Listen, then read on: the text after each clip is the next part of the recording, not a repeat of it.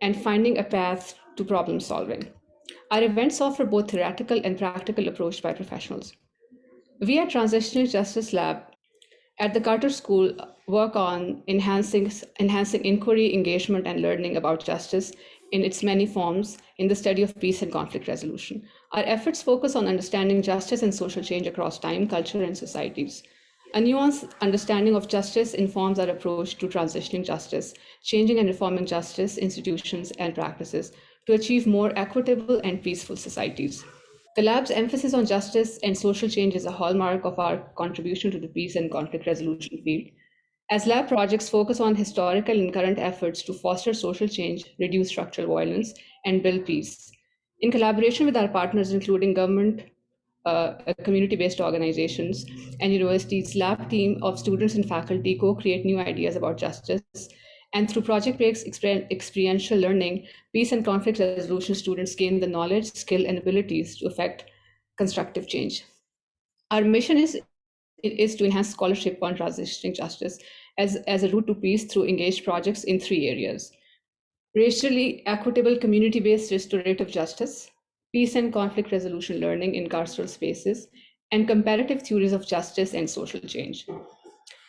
George Mason, being a part of George Mason, we'd like to share that we are celebrating our 50th anniversary, and we celebrate our success and look forward to a new era of opportunity for George Mason University community.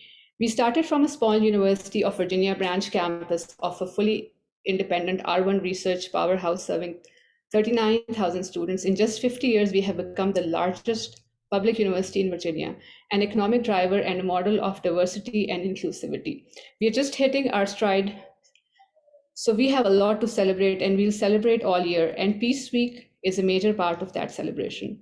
Learn more about our anniversary events and how you can become a part of it by visiting our website. Our today's event, Circle for Justice, is our lab's effort to create awareness on circle processes. We will talk about what circles are, what benefits community can have from community building circles. We will take you through a real experience talking about the issues of justice in a circle.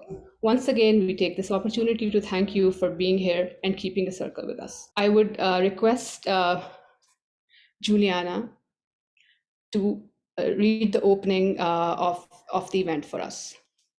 Juliana. Hello, everyone. Welcome to Circle for Justice. The most basic and powerful way to connect to another person is to listen. Just listen. Perhaps the most important thing we ever give each other is our attention. That's from Dr. Rachel Naomi Remen. Thank you so much for sharing that amazing opening, Juliana. For our land and labor acknowledgement, we will request Leo to come and share it with us. Leo. Thank you.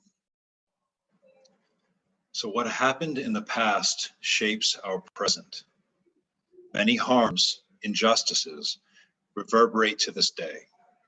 To begin to repair those harms, we tell the truth, both about the harms and about the people whose lives and contributions have been made less visible as a result. At the place George Mason University occupies, we give greetings and thanksgiving to these Potomac River life sources, to the Doeg ancestors, Virginia annihilated in violent campaigns while ripping their lands apart with the brutal system of African American enslavement. To the recognized Virginia tribes who have lovingly stewarded these lands for millennia, including Rappahannock, Pamunkey, Upper Mattapony, Chickahominy, Eastern Chickahominy, Nansemond, Monacan, Mattapony, Patawomack, and Nottoway, past, present, and future, and to the Piscataway tribes who have lived on both sides of the river from time immemorial. We also acknowledge that the prosperity of what we now know as Arlington was built in large measure on the stolen labor of people of African descent, including some 6 who labored at Arlington House. And that George Mason University is named for a person who owned more than 100 people of African descent with no legal or just claim to their humanity. Mason voiced opposition to the slave trade, but did little to undermine slavery. We remember in order to move forward. And from my perspective, in order to move forward in truth, in hope, and in healing. Thank you so much, Leo, for sharing this opening with our audience. After this opening, we're going to quickly look at the agenda for today's event. We'll talk about circles a little bit. We'll talk about circle values. We look at key elements of a circle, and we look at different circle, different design, and we look at circle practice in breakout rooms, and then we'll close. Before we move on, we just want to clarify here that this is our effort, like we said earlier, to talk about creating awareness about circle and circle processes. And I would request Jennifer to come and tell us about what is a circle process. Jennifer. Great. What is a circle process? Circle process brings people together to understand one another. It strengthens bonds, and it solves community problems. It can solve community problems. Circles draw on the Native American tradition of bringing people together. Thank you, Jennifer, for sharing that. Now we're going to look at something very fundamental to circles, which is the circle values. Restorative circles are consciously built on a foundation of shared values. A special set of values is not prescribed for circles, but the value framework is the same for all circles. Circles assume a universal human wish to be connected to each other in a good way. The values of a circle derive from the basic human impulse. Therefore, values that nurture and promote good connections to others are foundations of the circle. Restorative circles are intentionally and explicit in identifying values before entering dialogue about issues, because the circles ask all participants to act on those values within the circle to the best of their ability. And each circle can choose their own values. Today, what we're going to do is we're going to do an interesting activity where we can all think about values while we stamp the values that we want to bring to the circle today. So if you want to stamp the values, what I will do, we have two options. One option is in the chat, you say which value speaks to you today for this event. And the other option is we can use the stamping option on the Zoom. So if you look at the top of your screen, you will see view options. If you go to view options, you will see choose annotate. When you go to the annotate, you see the option of stamp. And when you look at the stamp, you can stamp the value that resonates with you today. I see already people stamping on love, generosity, courage, trust, humility, empathy, sharing, courage. So all these values are there for us to take us through the circle process, and we all consciously try to live by those values.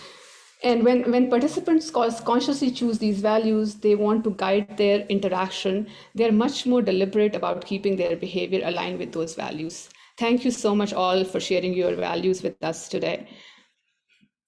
And these values are essential to any circle process.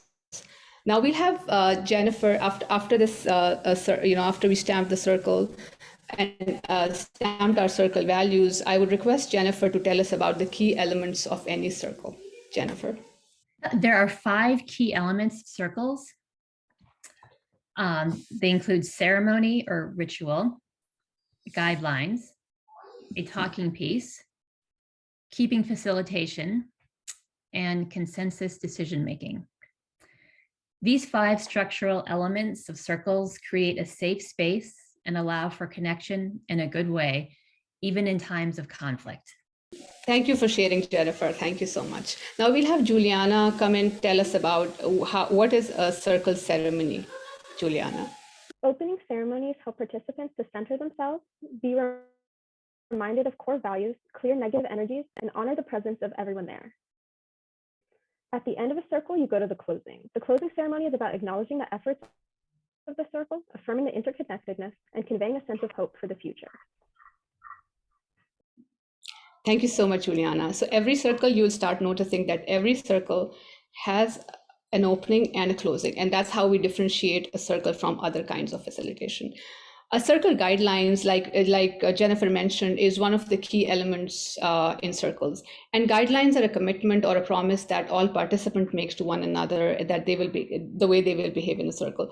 Guidelines is essentially our opportunity to tell everyone how we want to be, how we want the circle to be. So it's an opportunity to say that that's what we want to be in a circle.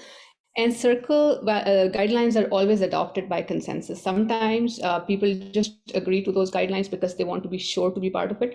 A lot of times everyone agrees to the to the guidelines.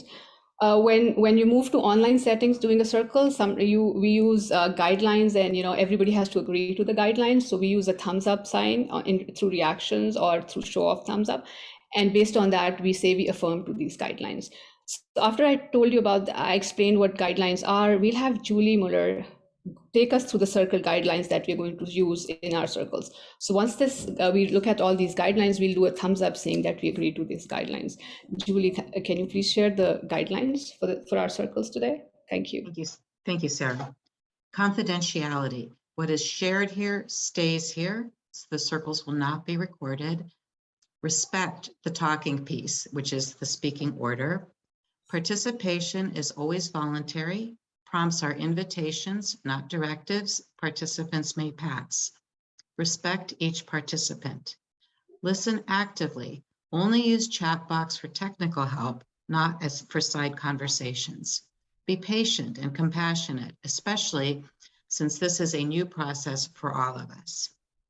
Vulnerability is welcomed. Speak and listen from the heart. Time. Take the time you need to speak while being mindful of the need of others to have time as well. Audio on mute until sharing. Cameras on. All are seen, all are heard, all are welcomed.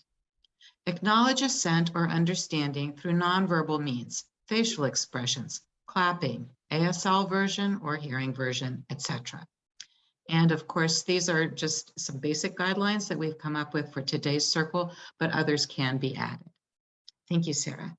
Thank you, Julie. So we looked at these guidelines that we have been using in the past for our circles. So if we all agree to the guidelines, we can show a thumbs up here. So when we go to the circles, we all say we agree to the guidelines. Yeah, I'll give you a second to do that. Yes. And after we all agree to the guidelines, next element of the circle is a talking piece. Now, talking piece is to me one of very essential parts of a circle.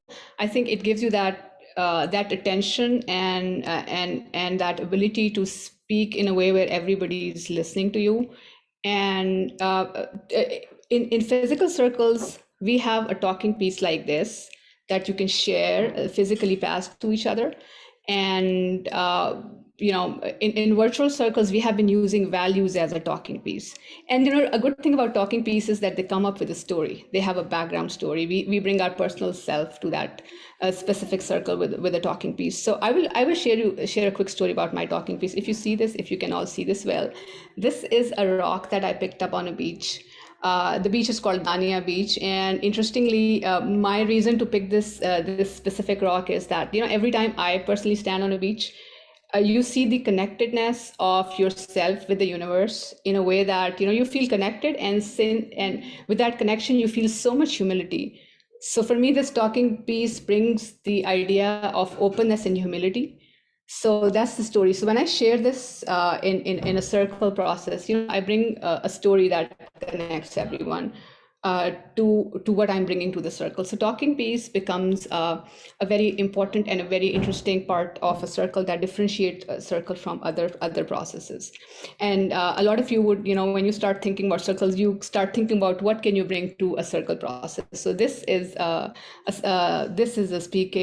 talking piece that I have been used. And talking piece is also helps us keep the speaking order. Whoever has the talking piece, only they have the opportunity to speak at that time. Nobody can take your turn unless until you have the talking piece. After talking piece, we'll tell you about the circle keeper. In addition to the talking piece, the ceremony, we have a very important element, which is a circle keeper. Jennifer will tell you what a circle keeper does. Jennifer. Thank you, Sarah. The keeper is the person who facilitates the circle. The keeper is in a circle is not responsible for finding solutions or for controlling the group. The keeper's role is to initiate a space that is respectful and safe.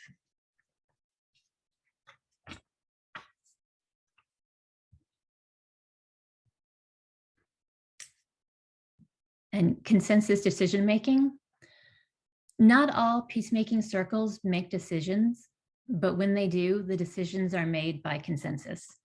So we looked at all the elements of a circle that we can use in a circle that makes a circle.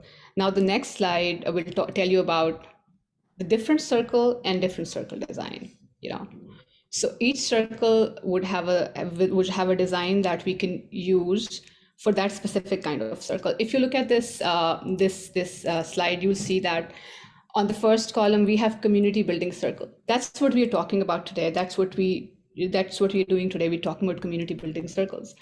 A community building circle could be anything that can bring community together. It could be a celebration circle, it could be understanding circle, learning circle, gratitude circle, self-renewal, team building circle, and many, many others. And intervention circles could be conferencing after harm, sentencing, healing, truth-telling and reconciliation, accountability, and others. So while we're looking at the slide, we'll take a moment to think about what kind of circles would you think you can bring to your community, which are a community building circle. By community, I mean if you're at a school setting or a professional setting, or at a dorm or at your house, wherever you are, please put in the chat what circle you think is a good form of community building circle that you can use in your community. We'll wait a few seconds and then I'll start reading the chat. It could be anything like team building. I see understanding circle. I see learning and understanding circle, experiential learning circle, learning circles, gratitude circles, team building circles, circles for grieving, rituals for life transitions, support community building for my college dorm community circle, discussing neighborhood disagreement, team building, co-learning. So we see all the, when you start thinking about circles, you see all these places where circle could be used: understanding circles, co-learning circles, team building, understanding, staff renewal. So all these different kind of circles are opportunities to use this circle practice and bring people together. And this is how you can say what a community building circle is. Now, the next slide we are going to go to is also going to talk about community building circle, but is going to show you when we say circle, what is, how do we use circle in other situations also, situations where it's not as simple as just a community building situations. If you look at this infographic, we have taken this infographic, which was developed by Leanne Roselle, and you can find it in Restorative Arlington Strategic Plan. And this is very carefully crafted. And you can see all different kinds of situations where circle could be used. This infographic shows a spectrum of types of restorative circles and conferencing process on the quantum from proactive to responsive. A restorative community will use a mix of these processes. At the extreme left, depicted in light blue, you can see community building circle, a very proactive approach that helps prevent conflict and strengthen relationships. Schools, communities, groups, businesses, faith-based groups, and youth and family serving organizations may take on this type of process readily for their own use, since they require relatively little training and experience. And that's what we are doing today, just the community building circles. For conflicts and incidents of harm or crime, restorative practitioners use more complex processes and targeted interventions to respond to the situation. These are only conducted by highly trained professionals. So only people who are trained in this area conduct those kind of circles, and because those kind of circles definitely require different interventions. So in the previous slide, we saw different design, different interventions. So for community building, in a circle intervention, we can use celebration, learning, community building, and all the other kind of circles that we all looked at. So this was in our initial presentation where we told you about what a circle is and just the basics of circle. If you want to know more, please visit our website and see what else we do on circles. And from there, we'll take you to a real circle practice.